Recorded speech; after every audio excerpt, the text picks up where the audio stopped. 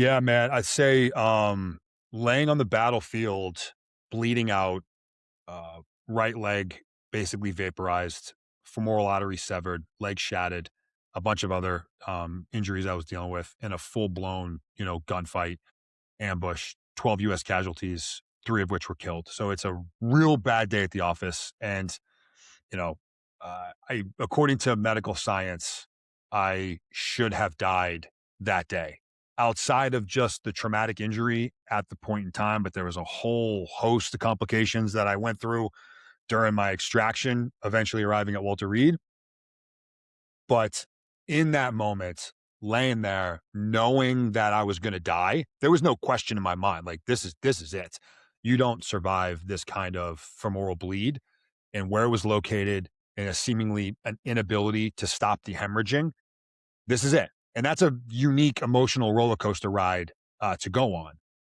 But as I look back on my faith and my relationship with God, this was my third trip into Afghanistan where this happened. I think I'm 90+% certain, because a lot of my memories are kind of a little fuzzy around that time period, but I think that's when Jesus showed up to me for the first time. God had already been there. We were having conversations. We were working as a team.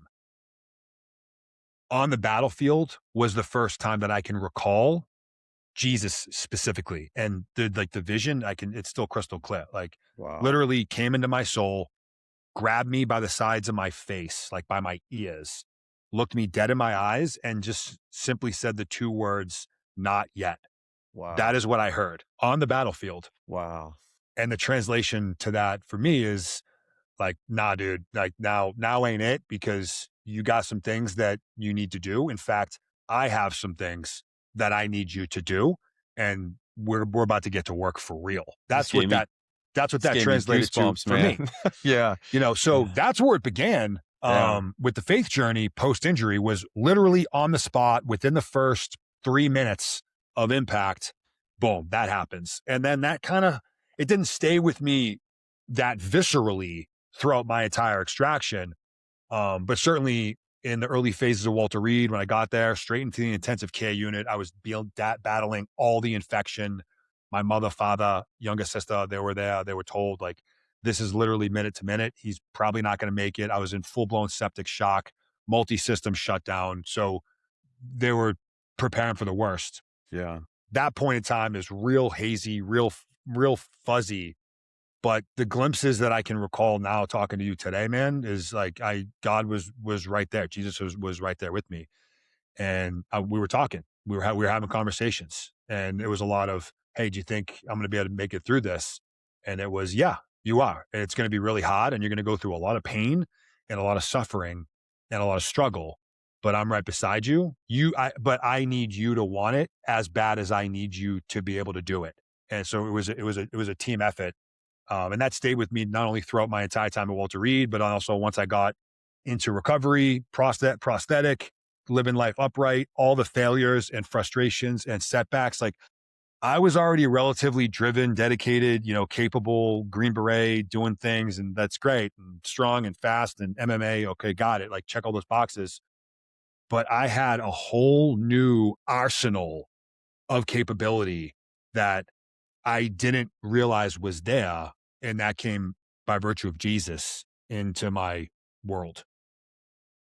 That is so powerful, man. That is so powerful. And I think that's a testimony itself that just needs to be shared to show the power of Christ. And, he obviously is working through you and had a lot more in store for you. And I like how you put it when you said, you're going to have to go through this. You're going to have to go through this pain and go through this suffering, but I'm not done with you yet, but you got to want it. That's incredible. Yeah. Yeah, man. I'm not here to do it for you. Right. Right. I can provide guidance. Maybe Yeah. more importantly, I can continue to provide opportunities for you to struggle, because in order to do what we need to be done, you need to be strong and capable and resilient. And that shows up in the form of discomfort, challenges, setbacks, failures. Like, you pray for strength, God's going to give you opportunities to develop strength. And that Yep. has to hurt a little bit. It has to sting. No one has ever gotten physically stronger in the gym by remaining in a place of comfort. It doesn't exist. Mm-mm. It's impossible. Yeah. Anatomically, it's impossible. You have to Yeah. go through struggle and pain and these different things. It is I understand it why when it comes to prayer and faith, how one could ask for almost the exact same outcome in physical form or otherwise and think that it's just going to be this like hocus Mhm. pocus, boom, there you go. Yeah. Like there's the visible abs, there's the 7,000 pound deadlift. Like Yeah. you pray for the thing, you're going to find opportunities to earn your ability to do that. But that doesn't happen without you. No, and I think people forget that, Christ suffered. I mean, he was a man when he carried that cross and when he was crucified. He was a man. He was God in human form. And I think they think, oh, I'm going to become a Christian. Now life's just going to be smooth sailing. No, you're still going to have to work. You still got to put the effort in. And he's there with you. But like you're describing, I mean, you still got to endure and persevere and push and go forward no matter what. Well, the thing that I wanted you to cover too, man, and I know a lot of people probably don't know a lot about Army Dive School. I don't think it gets a lot of coverage, at least from my perspective. Obviously, Buds is everywhere. There's all the movies and all that. But the fact that you go from the point that you're just describing, you know, being in Walter Reed, almost dying, not knowing what's going to happen, and then you get back to active duty status. And whoever's watching right now, you need to buy his book and read Nick's story. I mean, it's incredible. Man, like, walk us through that real quick, like, getting back to active duty status and then going to Army Dive School, which I don't know if this is accurate. I asked Chris Lee this when he was on the show, but from what I've been told, that's the hardest school in SF is the dive school. I'll get your take on it. I know what you're gonna probably say, but Yeah. but So the window of time in which you just described covers about 8 years, yeah, I knew it was a long ish, period of about time. 7 years. Yeah. So I was wounded in 13. Uh, Within almost exactly 2 years, I was back on the ODA and back in Afghanistan and back in combat, which is a real quick turnaround. I still had a lot Yeah, to it is. figure out That's unreal. as a one-legged Yeah. dude, So I continued Yeah. to deploy year after year on the ODA, in different environments as an amputee. And I mentioned earlier I transitioned to warrant officer, which I did, and it was maybe a week or two before we graduated. I was at Fort Bragg. The warrant officer course for SF is at Bragg. All of the rest of the warrant officers go to Fort Rucker. We go to a different school because it's a whole Oh, different yeah, thing yeah, for yeah. us. So I'm at Yeah. Bragg for 5 months. I was the first amputee to ever go to the warrant officer course, which took a whole lot of paperwork and the assumptions of risk and like all this other stuff that I'd become used to at that point in my career. Because most things that I was trying to do, there had never been a one-legged guy to do it before. So I Mhm. became used to the whole admin process and like whatever. Got it. So I'm about to summit this mountain of 5 months of training and learning and whatever. Great. And then I get assigned my ODA and I'm told I'm going to go to 595, which is a historic ODA. If you're unfamiliar with the horse soldiers, Mhm. first ODA in Afghanistan, that was 595. So that's the team I'm getting assigned to go to as a warrant officer. And so immediately I know I'm going to a dive team because in SF, each team, the numbers mean something. If the team digit ends in five, it's a dive team. So I know it's a dive team. And I'm like, okay, well, I haven't even finished summiting the mountain I'm currently about to climb. Now I already know what my next one's going to be. I got to figure out not only how to be a warrant officer actually on a team, but this whole like dive school thing. Yeah. And I'll summarize this as quickly as I can, man. I got to my ODA, was in a different battalion. I met with the company command team and I met with the battalion command team on two separate discussions. And they both said the same thing to me, which was no one is expecting you to go to dive school, Nick. The reason why we're putting you on this team is they're a bunch of savage animal pirates and they need strong leadership. You're the guy to help keep them somewhat corralled. And I said, hey, due respect, sir, whether I was talking to a major or lieutenant colonel, I was like, I'm going to figure out a way to go to dive school. And they're like, yeah, that's not like a thing.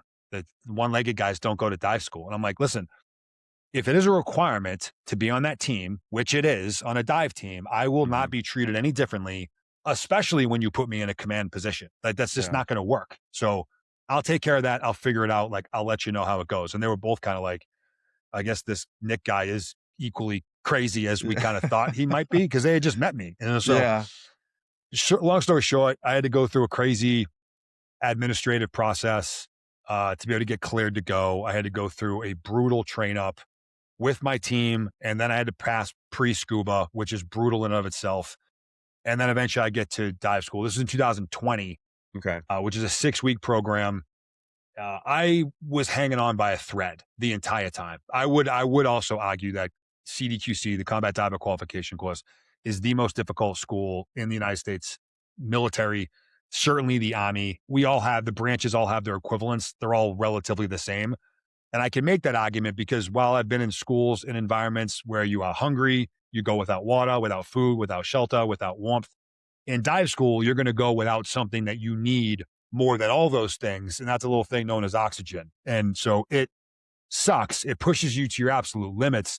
It is physically challenging, but really it's more of a mental challenge than anything Mhm. else. To become a combat diver requires really one thing.